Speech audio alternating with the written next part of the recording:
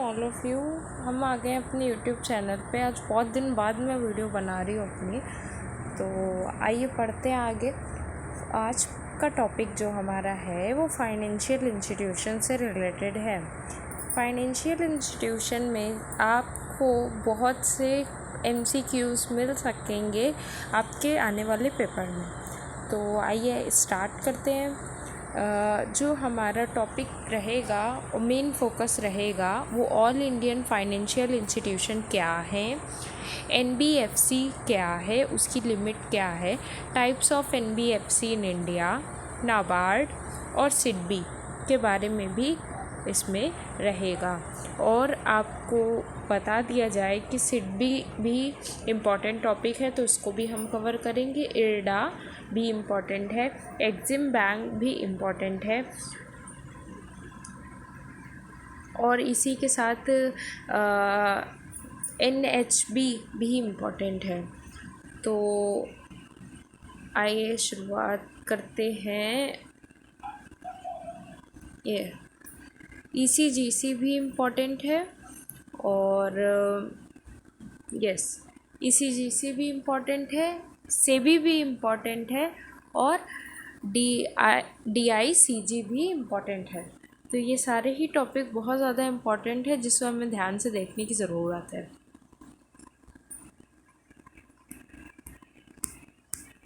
तो financial institution होते क्या है? फाइनेंशियल इंस्टीट्यूशन एक बहुत क्रूशियल रोल अदा करते हैं हमारी इकोनॉमी में। नाउ जब बात आती है बिज़नेस स्टार्ट करने की, तो हम पैसा कहाँ से ले कर के आएंगे, ये बात फाइनेंशियल इंस्टीट्यूशन के बारे में बताता है कि कोई भी काम करने से पहले पैसे की, फंडिंग की ज़रूरत होती है। तो ये सब हेल्प आउट करते हैं हमें कि इन सारी चीज़ों से हमें पैसा कहाँ से मिलेगा, या फिर गवर्नमेंट को भी हेल्प करेंगे कि इनको कैसे मैनेज करा जाए, और play a vital role in a financial market, जैसा कि मैंने आपको बताया। Also, financial institution is a financial institution assessed in a proper allocation resource of sourcing a business to have a surplus distribution who deficit। अगर आपके business में कोई भी रिक्वायरमेंट है ऑपरेशन रिलेटेड, या फिर जो एलोकेशन ऑफ रिसोर्स है, उसके लिए भी आपको फंडिंग की ज़रूरत तो पड़ेगी ही।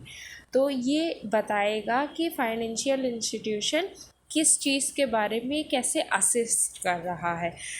This also assist ensuring the continuous circulation of the money in the economy.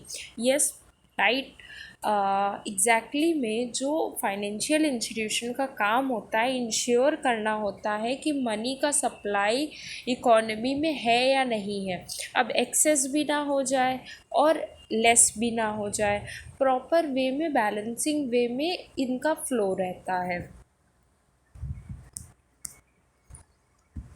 Non banking financial company. अब नॉन बैंकिंग फाइनेंशियल कंपनी क्या है? नॉन बैंकिंग फाइनेंशियल कंपनी जो कंपनीज एक्ट 2013 में रजिस्टर्ड हैं, उनको RBI के गाइडलाइन में NBFC को रेगुलेट किया जाता है। NBFC and bank are both financial company, but the major difference is कि NBFC जो है ना, वो इशू चेक को इशू और डिमांड ड्राफ्ट को इशू नहीं करती है। NBFC stands for a NBFC stands for a name suggests NBFC is not a bank perform a lending function। इसका ये ऐसा बैंक नहीं है जो कि lending functions मीन्स कि लोन देने का काम करे। ये केवल पब्लिक से डिपॉजिट ही एक्सेप्ट करती है, यहाँ पे लिखा भी हुआ है। Types of NBFC India. अब इंडिया में बहुत तरीके की NBFC होती हैं, जैसे इंफ्रास्ट्रक्चर फाइनेंस कंपनी। ये इसका क्या काम होता है? इसका काम होता है कि टोटल असेट में से 75% इंफ्रास्ट्रक्चर को फाइनेंस करती है। Simple as that. Infrastructure debt funding, अब इंफ्रास्ट्रक्चर डेट फंडिंग क्या है, यहाँ पे 5 साल के लिए मैच्योरिटी का पीरियड होता है और ये जो है इंफ्रास्ट्रक्चर को डेप्स देती है, राइट। मल्टीपल करेंसी, यस, रुपी में भी डॉलर में भी फैसिलिटेट करती हैं ये। उसके बाद में investment and credit company ICC, merging 3 category NBFC और लोन कंपनीज और इन्वेस्टमेंट कंपनी। तो ये एक न्यू कैटेगरी है एनबीएफसी का, ये बहुत ज़्यादा इम्पॉर्टेंट है। एनबीएफसी के मामले में इन्वेस्टमेंट एंड क्रेडिट कंपनी बहुत ज़्यादा इम्पॉर्टेंट है। आगे बढ़ते हैं। नाबार्ड सबसे ज़्यादा इम्पॉर्टेंट टॉपिक है और इसमें सबसे ज़्यादा ईयर पूछा जाता है। तो जो इसमें ईयर पूछा जाता है, नाबार्ड इस्टेब्लिश ऑन 12 जुलाई 1982। ये याद रखने की ज़रूरत है कि ये इस्टेब्लिश कब हुआ। अब इसका हेडक्वार्टर कहाँ है, मुंबई में है।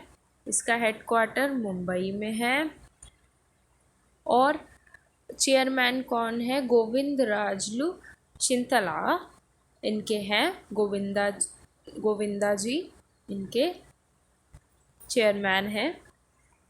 बिगेस्ट रूरल डेवलपमेंट बैंक है ये कभी कभी एमसीक्यू में भी पूछ लिया जाता है। बिगेस्ट रूरल डेवलपमेंट बैंक कौन सा है। उसके बाद उसके बाद जो सबसे ज़्यादा इम्पोर्टेंट पूछा जाता है क्वेश्चन, सिडबी से पूछा जाता है, small industry development bank.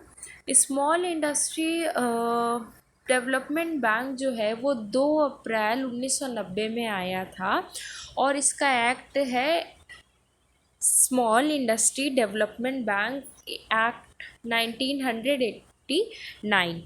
Subsidiary थी। सबसे बड़ी बात, उत्तर प्रदेश के लखनऊ में ही सिडबी का हेडक्वार्टर भी है और इसके चेयरमैन है श्री मोहम्मद मुस्तफ़ा। नाम याद रखेंगे सभी लोग। आगे बढ़ेंगे। IRDA, insurance regulatory and development authority of India. ये भी बहुत ज़्यादा इम्पोर्टेंट है सिनेरियो जो कि पूछा जाता है। इरडा वॉज सेटअप इन 1999 और ये इंश्योरेंस रेगुलेटरी डेवलपमेंट अथॉरिटी है। 1999 की एक्ट में ही पास हुआ था ये। इसका हेडक्वार्टर तेलंगाना में है और इसका प्राइमरी फंक्शन क्या है कि ये एजेंसी को, जो इंश्योरेंस एजेंसी होती है, री इंश्योरेंस इंडस्ट्री का री इंश्योरेंस करने में भी हेल्प आउट करती है, राइट। इसके बाद आता है EXIM bank, import export bank. कौन नहीं जानता इसके बारे में, हम सभी जानते हैं। तो आइए पढ़ते हैं इसके बारे में। 1 जनवरी 1982 में ये आया था। इसका काम था to facilitate and promoting foreign trade of India.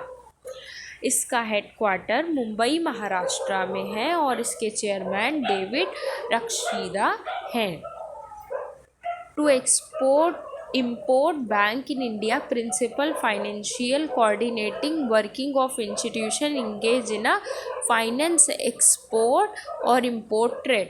जो इंटरनेशनल लेवल पे इंपोर्ट एक्सपोर्ट होता है उस ट्रेड को बढ़ावा देने के लिए एग्जिम आया।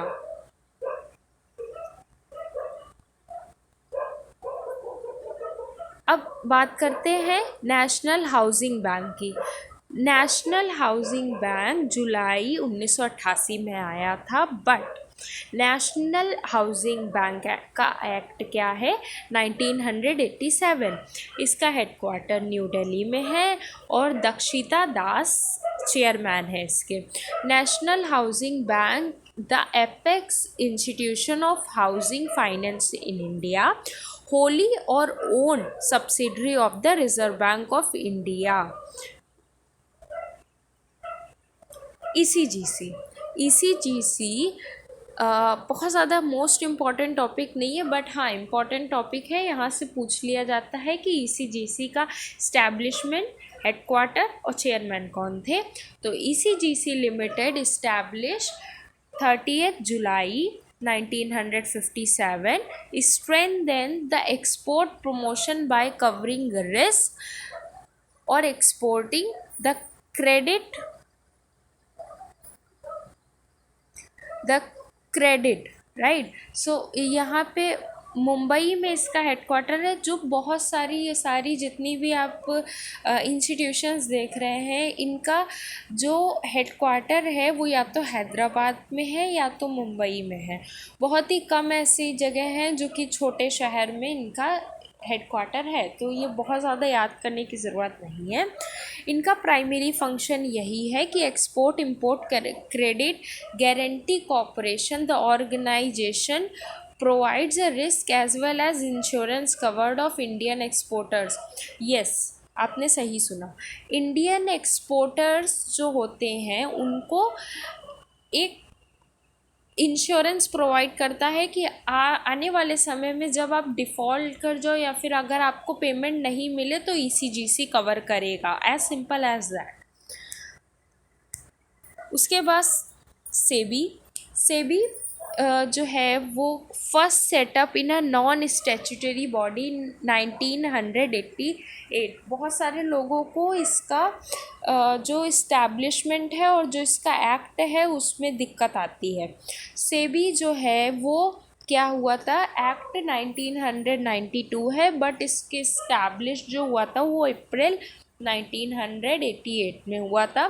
और ये बाद में जो है वो क्या बन गया था, सेबी एक्ट को बना दिया गया था। स्टॉक एक्सचेंज का वर्क करता है, मतलब स्टॉक एक्सचेंज को रेगुलेट करने का काम करता है।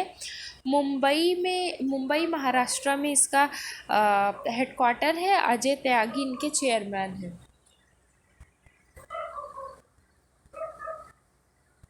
काम क्या है, प्रोटेक्ट करना interest of investors and promote the development और stock market.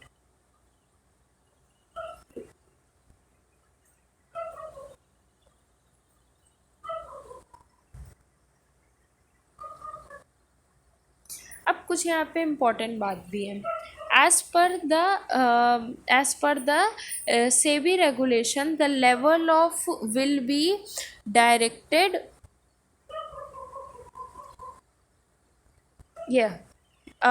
Risk will be depicted by the colour code mutual bank. जो ब्लू कलर है वो रिप्रेजेंट करता है प्रिंसिपल ऑफ लो रिस्क। जो येलो कलर है वो मीडियम को रिप्रेजेंट करेगा और जो ब्राउन कलर है वो हाई रिस्क को रिप्रेजेंट करेगा। The regulation come into 1 of July 2013, a post which fund houses have the label their fund can be basis of the risk level. SEBI has launched the centralized web-based system compliance by scores, SEBI security market regulator in India। अब DICG आखिरी concept है। DICG में 15 जुलाई 1978 में आया था और ये RBI का सब्सिडरी था। हेड ऑफिस मुंबई में है। BP कॉन्गो जो है चेयरमैन है इसके। इसका काम क्या है, इसका काम है डिपॉजिट फॉरेन गवर्नमेंट और जो डिपॉजिट स्टेट गवर्नमेंट का है, इंटर बैंक डिपॉजिट है या फिर स्टेट डेवलपमेंट बैंक है।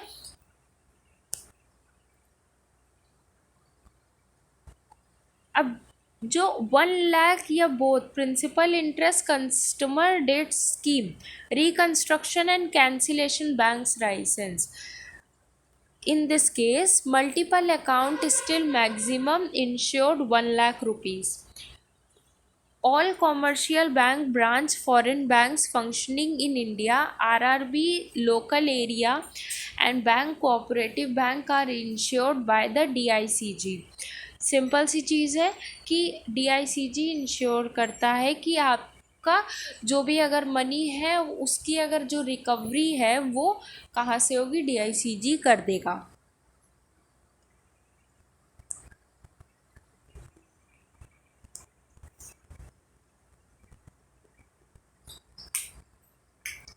So thank you all of you.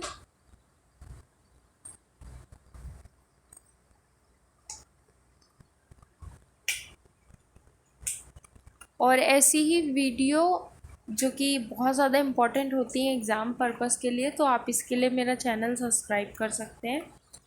Thank you so much.